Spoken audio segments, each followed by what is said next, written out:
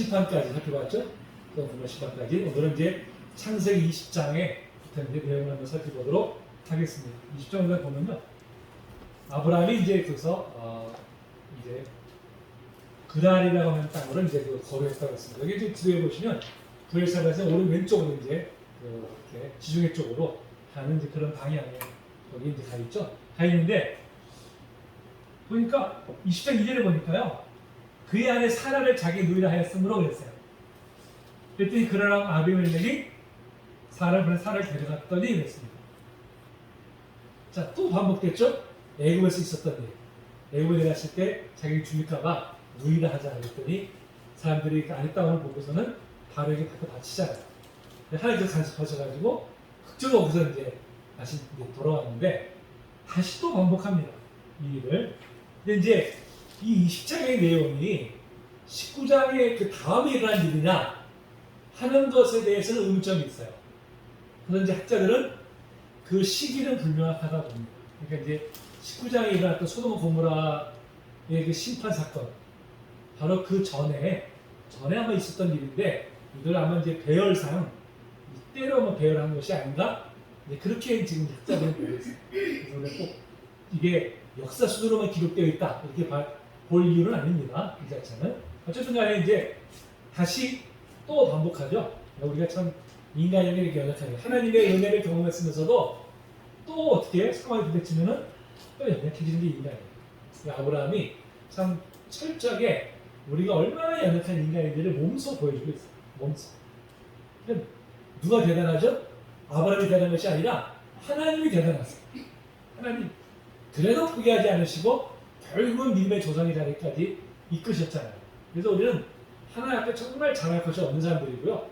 모든 것이 다 하나님의 은혜입니다. 이렇게 이제 고백하게 되는 것이죠. 아브라함 보면 참 연약한 사람에서 불구하고 하나님이 그를 포기하지 않으시니까 하나님의 열심으로 이끌어 가신 것을 보게 됩니다. 어쨌든 자, 이렇게 되니까 하나님께서는 아브라함을 통해서 이삭이라는 씨를 주시고 이삭을 통해서 천하 만민의 복을 받는 그런 계획을 갖고 계셨는데, 그를 통해서 메시아를 보내시고 온 인류를 구원할 뜻을 갖고 계셨는데, 이렇게 되면 어떻습니까? 또 이 계획이 어긋나잖아요. 하나님께서 그냥 급해가지고 얼른 또 다시 또 간섭을 하십니다. 그래가지고 이제 아비멜렉과 하여금 사라를 가까이 하지 못하도록 이제 이렇게 하죠. 그래서 이제 다시 이제 사라를 또 돌려주는 그런 내용이 이제 20장에 이렇게 쭉 본 것이 나와 있습니다. 그 다음에 이제 21장에 이제 드디어 우리가 넘어가면, 자, 이삭이 이제 다시 부엘세바, 헤브론 밑에 있죠? 지도에 보시면은 헤브론 밑에 이제 부엘세바라는 곳으로 이제 이동을 하게 됩니다. 자, 21장에 보니까요, 사라를 돌보셨고, 이렇게 했어요. 사라를 돌보셨고. 자, 돌보셨다는 것이 방문하다, 신방하다는 뜻이에요. 방문하다. 그런 뜻입니다. 하나님께서 사라를 방문하셔서 그 태에 이제는 드디어 씨를 주셨다는 것이죠. 아들을 주셨다는 것이죠. 그래서 이제 사라가 이제 임신하게 됩니다. 그리고 이제 출생하게 되는데요. 3절에 보니까 이름을 이삭이라 하라. 이삭이라는 것은 이제 웃음이라는 뜻입니다. 웃음. 사실 지금 뭐 진짜 막 이렇게 자식들 안 낳으려고 하는 움직임도 많지만, 우리가 불과 몇십 년 전까지만 해도 그 가정에 자식이 없으면 어때요? 기쁨이 없잖아요. 웃음이 없잖아요. 근데 자식이 있으면 어떻게 해요? 웃음이 떠나가지 않죠. 그래서 이제 이름도 웃음이라고 하는 이제 그런 이름을 이제 붙인 것을 보게 됩니다. 그런 부분. 자, 그다음에 이제 8절부터 그 이하를 보니까 이제 이삭이 이제 상선에 좀 컸는데, 하가를 통해서 난 이스마엘이 형이잖아요.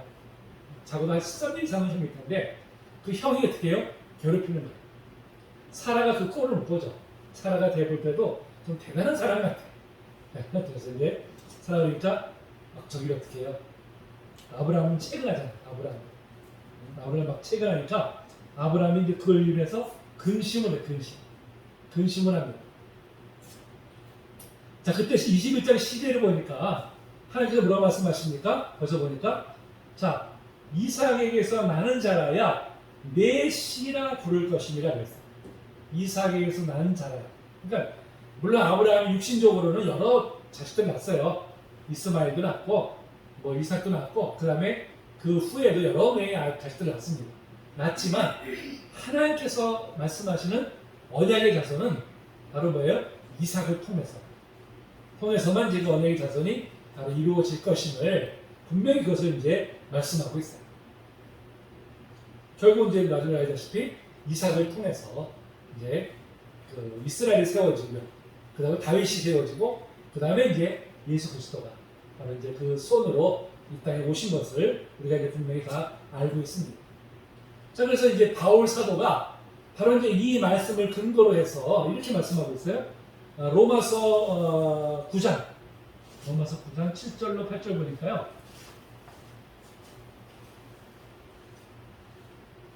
이렇게 말씀하고 있어요. 또는 아브라함의 씨가 다 그의 자녀가 아니라 오직 이삭으로부터 난 자라야 내 씨라 불리라 하셨으니 곧 육신의 자녀가 하나님의 자녀가 아니요 오직 약속의 자녀가 씨로 여기심을 받느니라 했어요. 약속의 자녀. 단순히 그 육신이 왔다고 해서 다 자녀가 된 것이 아니라 약속의 자녀가 이제 그 씨로 여기심을 받는다 했습니다. 바로 이 말씀을 근거로 해서 오늘날 우리가 다 어떻게 해요? 아브라함의 영적 후손이 된 것이죠. 아브라함의 영적 후손. 그렇죠? 모든 육체적으로 후손됐다고 해서 다 후손이 아니라 하나님의 언약의 자손들만 이제 인정한다는 것이죠. 그런 면에서 이제 우리가 바로 이제 아브라함을 믿음의 조상으로 하는 바로 이제 그 후손이 되었다 하는 것을 이제 바로 여기서 우리에게 말씀해 주고 있습니다. 결국 이제 이스마엘은 이제 내보내죠. 내보내서 다시 이제 그 이스마엘대로 또 한 민족을 이루는 그런 내용들이 이제 바로 그 뒤에 나옵니다. 자, 그러면서 21장 22절에 보니까요. 이제 여기서 이제 좀 주목할 대상이 있습니다. 자, 아비멜렉과 그 군대장관 비골이 아브라함의 말에 이르되 네가 무슨 일을 하든지 하나님 너와 함께 계시도다 그랬어요. 무슨 일을 하든지. 그러니까 아비멜렉이 보면요. 거짓말쟁이잖아요. 아브라함이 거짓말쟁이. 그런데 어떻게 하나님께서 그의 편에 서서요. 그의 편에 서가지고 간섭하시잖아요. 근데 그걸 이제 어떻게 아비멜렉이 안 것이죠. 그걸 분명히 눈을 보고 경험을 했잖아요. 그러니까 참 두려운 자다 생각한 것이죠. 두려운 자다 생각하니까 저하고 좀 화친해야 되겠구나. 잘 지내야 되겠구나 이런 생각이 들었으니까 먼저 찾아온 것이죠. 그러니까 무슨 일을 하는지 이제 하나님 너와 함께 계시도록. 이게 참 중요한 얘기죠. 하나님이 함께 하시는 사람. 우리가 제일 큰 소원 아닙니까? 하나님이 함께 하시는 사람. 어느 곳에 그렇다고 우리가 무슨 뭐 나쁜 짓을 막 벌리고 일부러 그런 얘기가 아니겠죠. 우리가 참 어떤 상황이 있더라도 하나님이 함께 하시는 사람. 이런 인정받는 우리가 이제 그런 사람이 되어야 되겠죠. 그런 부분들이. 자, 그러면서 이제 언약을 맺자고 이렇게 얘기합니다. 언약을 맺자고 하는데 자, 2, 3절에 보니까요. 너는 나와 내 아들과 내 손자에게 거짓되이 행하지 아니하기를 맹세하라 그랬어요. 지금 이게 거짓되이라는 말을 왜 넣었을까요? 아브라함의 거짓말을 상기시키는 거죠. 그 신뢰가 안 가는 거야, 실은. 아브라함 자체로 보면은 신뢰가 안 가는 거짓말이었으니까. 우리가 누군가가 나한테 거짓말을 하면 그 다음부터는 그 사람이 콩으로 매를 써도 잘 안 믿게 되잖아요. 신뢰가 깨졌으니까. 그러니까 지금 그런 상태지만 그럼에도 하나님이 함께 하시니까 그걸 봤기 때문에 그하고 지금 이렇게 맹세를 하는 것이죠. 언약을 맺는 것이죠. 그러니까 앞으로는 거짓말하지 말라. 이제 진실되게 해라. 이렇게 지금 얘기합니다. 한편에 좀 부끄럽지 않겠습니까? 하나님 믿는 백성인데 만약에 세상 사람들 우리 보고 야 너 이제 더 이상 제발 좀 거짓말 좀 하지 마. 만약에 우리 보고 그런다면 우리가 얼마나 부끄럽겠습니까? 지금 아브라함이 이제 그런 상태에 있는 것이죠. 그래서 우리가 참 말 한마디도 참 우리가 조심해야 되고요. 그래서 우리가 늘 우리가 참 거룩함을 갖기 위해서 힘을 써야 되는 것을 이제 말씀해 주고 있습니다. 자, 그래서 이제 거기서 서로 간에 서로 침범하지 않기로 맹세하고 그만큼 이제 아브라함을 지금 인정하고 있는 것이죠. 아브라함이 여전히 하신 나그네예요. 여기서는 나그네임에도 불구하고 그곳에 있는 왕이 찾아와서 맹세를 언약을 맺을 정도로 그렇게 이제 그의 위치를 인정해 주고 있는 것이죠. 이게 모든 것이 다 바로 하나님의 은혜인 것입니다. 자, 그래서 이제 31절 보니까 거기서 서로 맹세했으면 그것을 부엘세바라 이거 했죠. 부엘세바라. 부엘세바라는 것이 이제 맹세의 뜻입니다. 맹세 그래서 맹세를 했다. 그래서 이제 울 뜻이고요. 특히 이제 교회라는 것이 이제 그 일곱이라고 했어요. 일곱. 양이 일곱 마리를 두고 일곱이라는 것은 완전수 아닙니까? 완전수. 그래서 이제 일곱 마리를 두고서 맹세했다. 그래서 이제 일곱의 운물이라는 뜻인데 그래서 갖고 있습니다. 자, 그래서 이 운물이 이제 아브라함 것이 된 거예요. 완전히 소유 인정된 것입니다. 이 운물이 그 소유 확보됐다는 거는요. 바로 그 주변의 땅을 이제는 확보했다는 뜻이 되는 것입니다. 그러니까 이 여기는 물이 귀한 곳이잖아요. 그래서 이 운물을 차지한다는 것이 굉장히 중요한 일입니다. 물 없으면 아무것도 못하잖아요. 물 없으면 못하기 때문에 바로 이제 비로소 여기서 땅을 소유하게 되는 이제 그런 이제 그것을 이제 보여주고 있습니다. 자, 그 다음에 이제 중요한 내용이죠. 우리가 잘 알고 있는 바로 이제 22장으로 넘어갑니다. 22장. 자, 22장에 어떤 일이 있었어요? 우리가 잘 알고 있는 이삭을 번제로 바치는 바로 사건이죠. 자, 보십시오. 자, 이 1절에 보니까 그 일 후에 그랬어요. 그 일 후에. 그 일 후이라는 것이 뭐 바로 임박했다는 뜻은 아니고 아마 상당한 시간이 흐른 후에 이런 뜻을 한번 담고 있을 거예요. 그러니까 이전에 이삭이 굉장히 장성한 한번 그런 때였을 것입니다. 근데 하나님이 아브라함을 어떻게 해요? 시험하시려고. 자, 시험. 이 시험이라는 단어가 이제 여러 군데 쓰여지고 있어요. 성경에서 보면 쓰여지는데 또 단어가 다 똑같아요. 우리도 시험이라고 하잖아요. 근데 이 시험의 당연히 뜻이 여러 가지 있지 않습니까? 여러 가지가. 그래서 영어 성경을 보면 그게 구분이 돼요. 시험이라는 단어가 이제 테스트가 뭐예요? 측정하기 위해서. 그렇죠? 그 다음에 temptation이 있어요. 유혹. 성경은 다 그것을 하나의 시험이라는 단어로 표현하고 있는데 영어 성경은 그걸 좀 세분화시켜서 테스트, 그다음에 temptation 이렇게 이제 구분하고 있는 것을 보게 됩니다. 또 이제 한편으로는 또 trial, 시련이라는 뜻도 있어요. 시련. 우리가 이제 이 땅에 살아가면서 이제 하나님이 주시는 시험이 있고요. 나에게 주는 유혹이 있어요. 다 테스트입니다. 시험입니다. 그런데 그 외에도 우리가 이 땅에 살아가면서 어쩔 수 없이 죄 가운데 있기 때문에 겪어야 되는 그런 여러 가지 아픔들, 고통들 이것들을 다 트라이얼, 시련이라고 표현합니다. 그 세 가지가 있어요. 우리가 이 땅에 겪는 어려움들이 세 개가 되어 있습니다. 자, 첫째는 왜 하나님께서 시험하기 위해서 주신 것입니다. 테스트하기 위해서. 그렇죠? 우리의 믿음이 어느 정도인지 우리 학생들이 보면 그렇잖아요. 시험 치기 좋아하는 학생들은 거의 없는 것 같아요. 그렇죠? 다들 시험 치기 싫어해요. 그런데 시험을 치니까 어떻게 합니까? 공부를 하게 되고요. 시험을 치니까 그래서 성적이 또 올라가잖아요. 공부를 하니까. 그동안 또 배웠던 것도 한번 정리가 돼요. 제가 이제 그런 기억이 있는데 예전에 직장 생활할 때 이제 과장 진급 시험까지 쳤어요. 과장 진급할 때까지 시험을 칩니다. 대리 진급, 그다음에 과장 진급할 때 시험을 치는데 그 시험을 치니까 스트레스가 엄청 받잖아요. 스트레스. 그동안에 이제 어떻게 해서 이제 하여튼 합격이 됐어요. 이야, 내 인생에 이제 시험 끝났다. 내가 이제 그렇게 생각했는데, 나이 먹어서 제가 신학 공부를 제가 또 이렇게 해가지고, 날마다 시험했다. 테스트를 얼마나 하는지. 그런 시험. 하여튼 시험은 참 늘 우리를 무겁게 합니다. 근데 그 시험을 통해서 어쨌든 간에 그동안 배웠던 걸 정리를 하는 계기가 되고요. 또 우리가 그 강의를 통해서 성적이 향상되더라고요. 느끼기. 그렇죠? 마찬가지. 하나님께서 주시는 시험은 비록 그때는 힘들지만 그 과정을 통해서 우리가 내 믿음의 현주소를 알게 되고요. 그리고 그걸 통해서 우리가 한 단계 또 업그레이드 됩니다. 그래서 하나님께서 우리에게 시험을 하세요. 그러니까 지금 이제 아브라함을 시험하는 것은 바로 이제 거기에 해당되는 거겠죠. 거기에. 그런데 야고보서에 가면요.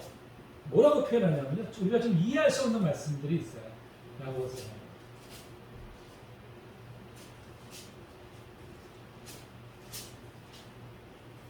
자,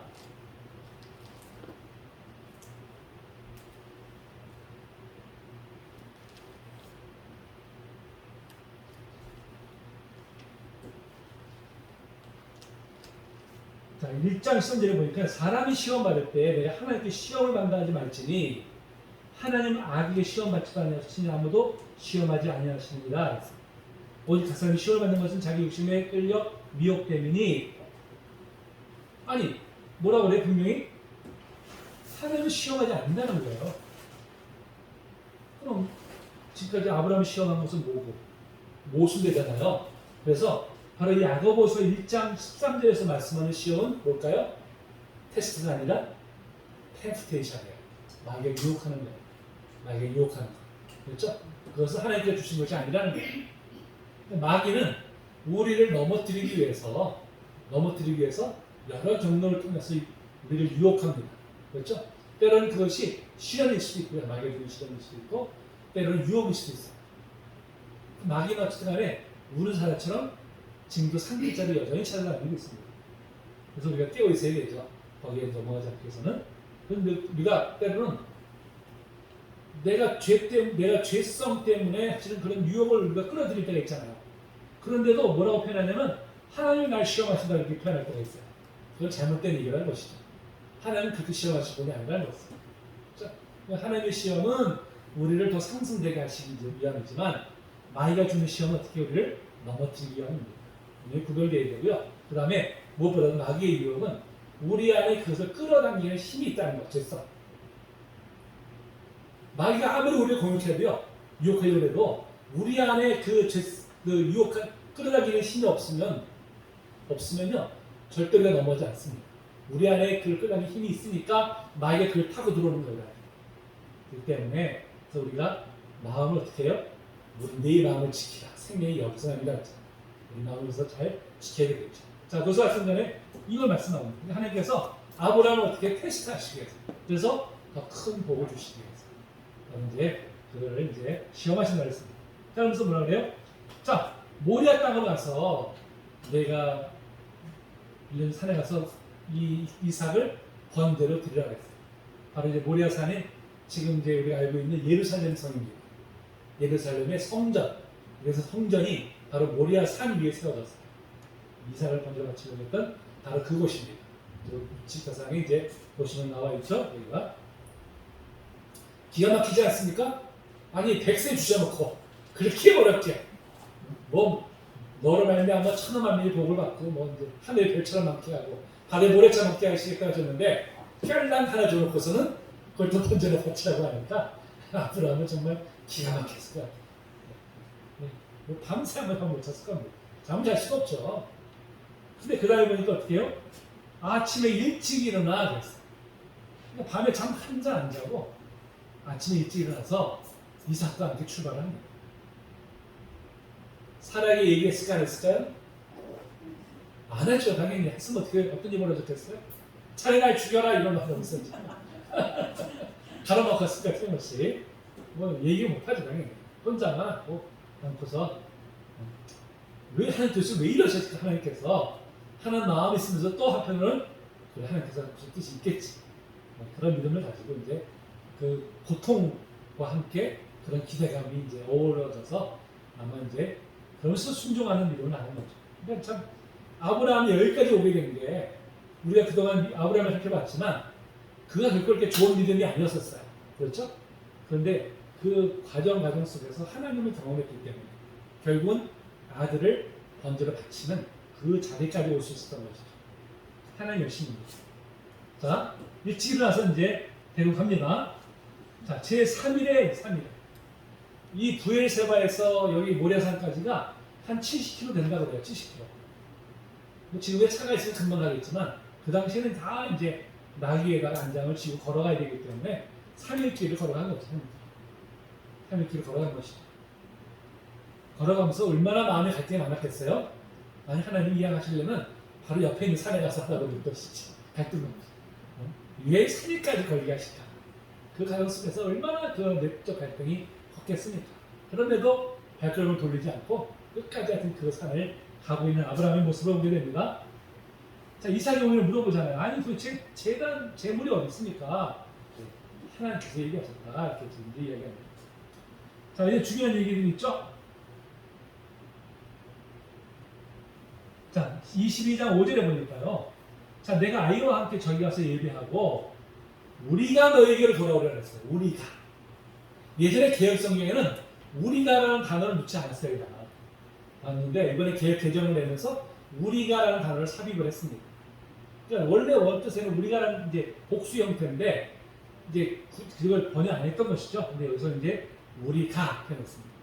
우리가 아니 우리가 아니잖아요. 이삭은 번제를 바치면 아브라함 혼자잖아요. 근데 왜 우리가라고 했을까? 무엇 때문에? 하나님께 다시 살려주실 걸 믿었기 때문에. 그렇죠? 그 믿음이 되게 있었던 것이죠. 그래서 히브리서 11장 17절로 19절에 보면은 이렇게 말씀하고 있어요. 그가 하나님이 능히 이삭을 죽은 자 가운데서 다시 살리실 줄로 생각한지라. 그러니까 히브리서는 아브라함의 이 행위를 해석한 게 해석. 이 히브리서 기자가 여기서 이제 해석을 했는데 뭐라고 그래요? 하나님이 다시 살려주실 것이다. 그러니까 아브라함은 이삭을 내가 번제를 바치라고 바치지만 하나님께서 다시 그를 살려주실 것을 믿는 믿음을 가지고 그가 이제 순종의 자리까지 나왔다는 것이죠. 이만 참 대단한 믿음 아닙니까? 사실은 대단한 믿음이잖아요. 바로 이제 이런 믿음에까지 바로 성장하는 것을 이제 보게 됩니다. 어쨌든 이제 가서 이삭을 어떻게 꽁꽁 묶어가지고 이제 제물 바치려고 합니다. 참 이삭이 지금 장성했어요. 사실은 얼마든지 아브라함의 그것을 반항할 수 있습니다. 반항할 수 있는데 이삭은 참 순종적인 사람이에요. 성품 자체가. 그러니까 아버지가 그렇게 하니까 그냥 거기에 그냥 반항할 힘이 있음에도 불구하고 그냥 순종합니다. 나 같으면 그냥 아버지 정신 나갔어요? 이럴 텐데 그냥 그 순종을 해요. 대단한 믿음입니다. 어쨌든 예. 잡으려 했더니 그저 어떻게 해요? 11절에 여호와의 사자가 그랬어요. 여호와의 사자. 성경에 보면 여호와의 사자가 잘 나타나잖아요. 여호와의 사자는 그래서 성육신하신 성자 하나님이시다. 이렇게 이제 우리가 보는 것이 정확합니다. 천사가 아니라 여호와의 사자는 바로 여호와 자신을 가리키는 것이다. 그래서 이미 구약 시대에도 이렇게 그 성자 하나님께서 성육신하신 이런 사건들이 이제 여러 군데 나오는 것을 보게 되죠. 이제 나타나서 기쁩니다. 다가 되셨죠? 다가 되셨어. 이제 손 대지 마라. 내가 하나님을 경외하는 줄을 알라 그랬습니다. 경외하는 줄. 바로 그 과정을 통해서 아브라함은 자신의 믿음을 검증한 것이죠. 증명한 것이죠. 그렇죠? 그러니까 믿음이라는 것은 우리가 말로만 한다고 믿음이 되는 게 아니라 검증이 돼야 돼요. 검증. 뭘 쓰려? 순종. 그렇죠? 순종으로 우리의 믿음은 검증되는 것입니다. 그러니까 아브라함 바로 이 정말 어떤 경우도 할 수 없는 자기 독자를 하나님 앞에 내어주는 그 순종을 통해서 그의 믿음이 정말 온전한 믿음이라는 것을 이제 검증받게 된 것이죠. 인정받게 된 것이죠. 내가 하나님을 경외하는 줄 안다 했어, 안다. 자, 안다는 것이 뭘까요? 안다는 것이. 구약 성경에 안다는 것은 뭐라고 그랬습니까? 이건 그 아주 친밀한 연합 관계를 말하는 것이죠. 연합 관계. 그렇죠? 그러니까 이제 완전히 이제는 뭐야? 하나님과 완전 하나 되는 바로 이제 이런 역사가 일어나게 된 것입니다. 자, 그래서 이제 수단을 하나 이제 뒤에 하나님께서 준비해 주셨다가 대신 이 것을 이제 바치도록 하시고 여기서 뭐가 나왔어요? 10절에 보니까 여호와 이레. 여호와 이레. 하나님께서 준비하셨다. 그렇죠? 하나님이 준비하십니다. 그래서 이제 여호와 이레다 하고 이제 이렇게 이름을 그따가 이름을 이제 붙입니다. 자, 하나님께서 이제 그에게 복을 주시죠. 네가 네 아들 집도 아끼지 않았은즉 그랬습니다. 자, 17절에 보니까 네 큰 복을 주고 복이 뭡니까? 첫째는 씨가 크게 번성하여 하늘의 별과 같고 바닷가의 모래와 같게 하리니 그랬습니다. 씨가 번성하는 축복. 두 번째는 뭐예요? 내 씨가 그 대적의 성문을 차지하라 그랬습니다.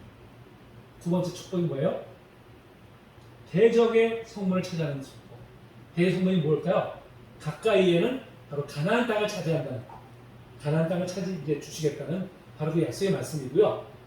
궁극적으로 뭐예요? 메시아 언약이죠. 메시아 언약. 그렇죠? 바로 이제 메시아. 우리의 대적이 누굽니까? 사탄이잖아요. 마귀잖아요. 그래서 예수 그리스도께서 십자가에 죽으시고 부활하심을 통해서 바로 이제 마귀의 세력을 꺾은 짓밟으신 바로 이제 그것을 가르치는 것이죠. 그 약속이 이제 바로 이삭의 후손을 통해서 메시아가 오실 것이고 그 이루어질 것임을 이제 말씀해 주고 있습니다. 세 번째가 뭐예요? 내 씨로 말미암아 천하 만민이 복을 받게 됐습니다.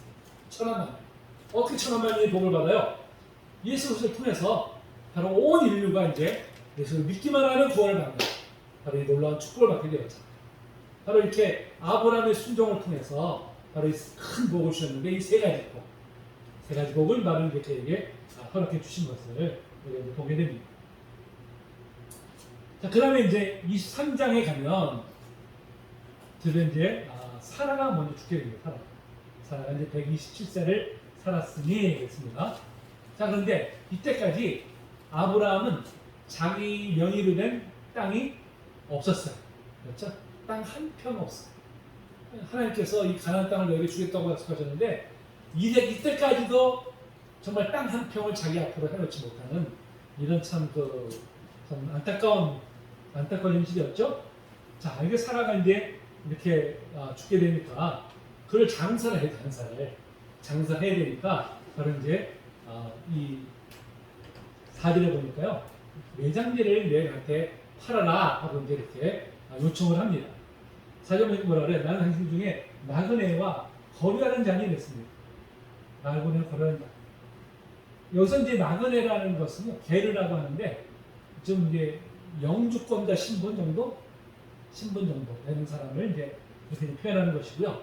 여기서 이제 거류한다는 것은 뭐냐면 그냥 단순한 체류자, 잠깐 왔다 가는 그런 사람. 그러니까 지금 이제 아브라함은 여전히 그 땅에 뿌리를 내리지 못하고 그냥 나그네 신세였던 것이죠. 나그네 신세.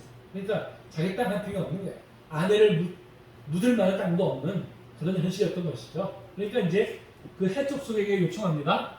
자, 나한테 이 아내를 묻을 땅을 나한테 좀 파시오. 이렇게 합니다. 했더니 이제 특별히 그 땅을 하나 지정을 해서 그에게 이제 이렇게 요청을 하려고 했더니 자, 그 중에 그 사람이 뭐라고 합니까? 그냥 내 땅을 줄 테니까 그냥 쓰시오. 아주 호의를 베풀어요. 호의를 그냥 베풀어요. 근데 이 호의 같지만 이게 사실 호의가 아니에요. 그러니까 저 아브라함이 그냥 땅 준다고 해서 받을 사람이 아닌 거예요. 아닌 걸 다 알고 있었어요. 그러니까 하나의 의례적인 말로 상대방의 환심을 사기 위해서 그냥 마음을 이렇게 열게 하기 위해서 의례적인 말을 하나 던진 거예요. 참 사람이 참 그래서 우리가 이 하는 말을 가지고요. 거기 너무 우리가 미혹돼서는 안 됩니다. 사람이 얼마든지 자기 본심이 아닌 말을 할 수 있는 것이 사람이거든요. 자, 그러니까 아버님이 어떻게 했어요? 그냥 받지 못하죠. 왜? 그렇게 되면 내 땅이 아니니까 언니들이 또 같이 달라고 하면 또 내줘야 돼요. 그러니까 어떻게 했어요? 아닙니다. 내가 땅을 정당한 대가를 지불하고 땅을 사겠습니다. 이렇게 이제 얘기하죠. 자, 그랬더니 15절에 보니까요. 땅값은 은 400세겔이니 그것이 나와 장세에 무슨 문제가 되니까 이 400세겔이요. 우리로서는 지금 이게 한 4.5kg 정도 되는 이제 정도 되는 거라고 해요. 근데 아무튼 지금 우리가 얼마인지 알 수 없지만 상당히 비싼 값이라고는 합니다. 상당히 비싼 값. 그러니까 이 사람이 아주 그냥 그야말로 표현하면 바가지 씌운 거예요. 아브라함한테. 자기 땅을 그냥 완전히 그냥 바가지 씌워가지고 하나 넘겨버린 거예요. 분명히 조금 전에는 그냥 쓰라고 호의를 베푸는 것처럼 하면서 사실은 승내가 이제 달랐던 것이죠. 승내가. 그래서 이제 그랬더니 아브라함이 그냥 기꺼이 그냥 그거를 값을 이제 치부를 하고 그대로 지불하고 이제 거기다가 이제 자기 아내를 이제 거기다가 장사를 지는 거예요. 근데 이게 굉장히 중요한 사건이에요. 중요한 사건입니다. 그렇죠? 앞으로 이 가나안 땅이 바로 이스라엘 백성들의 땅이 될 것임을 하나의 씨앗이 심어진 거예요. 씨앗이 처음으로 심어진 거예요. 아무 연고가 없는 것이 아니라 이제는 하나의 연고를 만들어낸 것이죠. 거기다. 그래서 이제 그런 의미에서 바로 이 매장지를 이제 구입을 하게 된 것은 상당히 의미 있는 바로 이제 그런 사건이다 하는 것을 여기서 이제 보여주고 있습니다. 그것을. 자, 그 다음에 이제 24장에 가면 이제 이제 아브라함이 자기 이삭의 이제 아내를 맞을 준비를 하죠. 완전 말해주죠. 근데 어떻게 했어요? 이 가나안 족속 땅에 있는 족속들을 아내가 끊지 말고 내 고향으로 가서 내 친척 중에서 이제 이삭의 아내를 맞이하도록 이제 종에게 이렇게 이제 지시를 합니다. 종에게 그것이 바로 24장에 이제 바로 그 내용이 이렇게 나와 있죠. 그래서 반드시 그렇게 하고 이제 이 가나안 족속은 우상을 숭배하는 족속들이기 때문에 거기하고 혼인하게 되면 어떤 일이 벌어집니까? 같이 우상 숭배하는 거죠. 고대 사회는 서로 혼인 관계는요 상대편이 섬기는 신을 나도 섬기겠다는 의사표시예요. 의사표시. 그렇기 때문에 이 가나안 땅에 있는 여인을 아내를 맞이하면 가나안 땅에서 섬기고 있는 모든 우상들을 같이 섬기겠다는 의사표시 되는 것이고요. 그러면 결국은 다 이제 하나님의 언약의 약속은 다 깨어지는 것이죠. 그러니까 아브라함이 이제 자기 고향으로 가서 거기서 이제 아내를 맞이하고 이렇게 이제 종에게 이렇게 지시를 한 것입니다. 자, 종이 이제 데려가잖아요. 하면서 이 종이 또 신실한 사람이에요. 먼저 기도하잖아요. 가서 기도하면서 나에게 물을 떠주는 그 처녀가 그 낙태계를 마시게 하는 그 사람이 있으면 그 사람을 이삭의 아내로 허락하신 걸로 받아들이겠습니다. 이렇게 이제 그런 이제 간구를 바로 이제 드리죠. 그랬더니 어떻게 해요? 기도가 마치기도 전에 리브가가 와가지고 바로 이제 그에게 이렇게 그 말대로 그 기도한 대로 그대로 하나님께 이제 이렇게 응답해서 그대로 그 행동을 하는 것을 이제 보게 됩니다. 자, 그러니까 이 사람이 그냥 하나님께서 바로 응답하셨구나 확신하게 됐죠. 자기 기도한 대로 됐으니까 기도한 대로 됐기 때문에 하나님이 그에게 이실직고를 합니다. 직고하니까 이제 그 소녀가 자기 집에 달려가죠. 달려가서 이제 했는데 28절 29절 보니까 오라버니가 있는데 그 이름이 라반이에요. 라반은 우리가 너무나 잘 알고 있죠. 나중에 이제 야곱 사건을 다룰 때 우리가 이제 또 살펴볼 것입니다. 그래서 이제 그때 하려고요.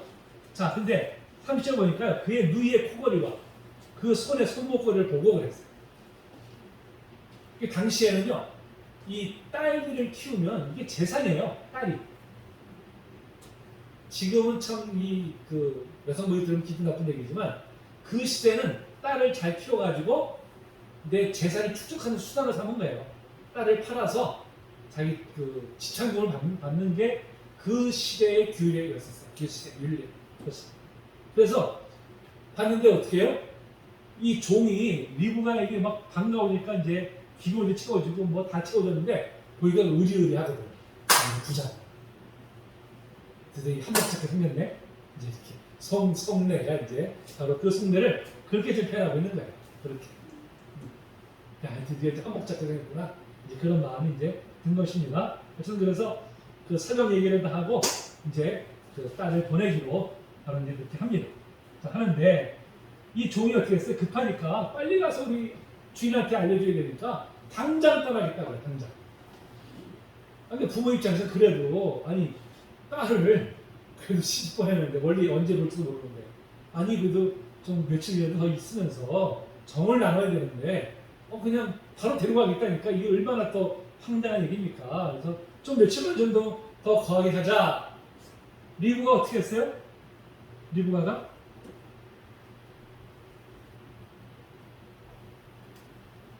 어떻게 했을까요? 여기 보니까 58절에 보니까요. 그가 대답하되 가겠나이다. 하여튼 자식과 소용없어. 이렇게 봐요. 부모의 마음은 아랑곳하지 않아요. 부모의 마음은 며칠 더 있으면서 좀 맛있는 것도 같이 먹이고 더 좀 이렇게 정을 나누고 그러고 싶은데 리브가는 어떻게 해요? 당장 가겠다는 거예요. 지금. 응? 이럴 때 그 엄마의 마음은 어땠을까요? 배신감. 상당히 배신감을 들었을 것 같아요. 그래서 리브가가 이걸 보면은 굉장히 좀 단호한 성격이 굉장히 단호한 결단력이 있는 뭐 그런 사람인 것으로 보여져요. 그렇죠? 바로 이 성격이 나중에 이제 문제가 됩니다. 이 성격 때문에 그런지 야곱 사건을 살펴볼 때 우리가 한번 살펴보도록 하겠습니다. 어쨌든 그렇게 해서 리브가가 이제 이 종을 따라서 바로 이제 가나안 땅으로 이렇게 이제 오게 되죠. 자, 오면서 이제 이삭이 이제 그를 보고 어떻게 했어요? 6절 보니까 그의 어머니의 사라의 장막으로 드리고 그랬어요. 장막으로 드리고. 그래서 아내로 삼았다 이렇게 표현합니다. 자, 그다음에 이제 25장에 가니까 아브라함이 또 후처를 맞아요. 아니 나이가 몇인데 지금 이 나이에 어떻게 또 계속 후처를 맞았을까? 어떤 우리가 좀 상상할 수 없는, 그렇죠? 지금 우리의 현실로서는 좀 이해할 수 없는 같은 이제 그런 내용들이지만 하여튼 그 나이를 먹은데도 불구하고 이렇게 이제 그 후처를 맞아가지고 또 자손을 또 얻습니다. 거기서 나온 2절에 보니까 나온 자신들이 다 그것이 나중에 아라비아 반도의 종족들이 돼요. 아라비아 반도의 종족. 그러니까 지금 아브라함의 후손들이 지금 아랍 쪽, 아라비아 쪽 그쪽에 이제 조상들로 이제 이렇게 지금 알려져 있습니다. 그런 부분들이. 그래서 이제 다 6절에 보니까 서자들한테 재산을 주어서 다 떠나게 했는데요. 동방 곧 동쪽 땅으로 가게 했더라 그랬어요. 동쪽 땅. 여기 지금 이 가나안 땅을 기준해서 동쪽 땅으로 떠나보낸 거예요. 근데 여러분 그 예전에 그 오래된 영화 있죠? 에덴의 동쪽이라는 영화 혹시 기억하십니까? 에덴의 동쪽. 되게 유명한 영화 있었잖아요. 이 동쪽이라는 개념이요. 하나님을 떠나는 그런 그 개념으로 쓰여져요. 이 성경에서 동쪽이라는 개념은. 그러니까 지금 동쪽으로 떠나게 했다는 것은 뭐냐면 하나님과 떠났다는 거예요. 하나님. 바로 이제 그런 뜻으로 이렇게 지금 이제 쓰여진 것을 이제 보게 됩니다. 그래서 아브라함의 향년이 175세라 그랬어요. 그래서 이제 175세에 이제 이렇게 아브라함이 드디어 생을 마칩니다. 자, 하나님께서 그를 75세에 부르셨잖아요. 75세에 하란에서 부르셔가지고 지금 어떻게 100년 동안 그 삶을 인도하셨죠? 100년 동안. 하나님께서 그에게 처음 약속하시는 거예요. 내 자손이 무수히 많아질 것이다. 이 땅을 내게 줄 것을 말씀하셨는데 아브라함이 죽을 때까지 그에게 허락된 것은 뭐예요? 이삭. 그리고 아내를 내장지 하나예요. 사실은. 그 약속이 자기에게 이루어진 것은 아닙니다. 근데 아브라함은 먼 미래를 보는 것이죠. 하나님께서 우리 후손을 통해서 후손들에게 그런 복을 주실 것이라는 그런 믿음을 먹기 때문에 그런 이제 순종함까지 이제 올 수 있었던 것이죠. 우리도 마찬가지 같아요. 우리도 하나님께서 약속하신 것들이 다 우리 때에 이루어지는 것은 아닙니다. 우리 자손 때에 또 그것이 열매 맺을 수도 있고 우리는 그를 위해서 우리는 하나를 씨앗을 심는 것이죠. 꼭 내 대에 뭔가를 다 얻어야 돼. 다 이루어져야 된다. 그것은 아닌 것 같아요. 그렇죠? 우리는 또 다음 때를 위해서 내가 오늘 해야 될 일을 하는 것이죠. 심어야 될 씨를 우리가 이제 심는 것입니다. 이 당시에 이제 이삭이 그럼 75세가 되는 것이고요. 75세. 이때 야곱이 15살. 이제 그 나이 된 것으로 그렇게 보여집니다. 자, 여기까지 이제 말씀을 살펴보도록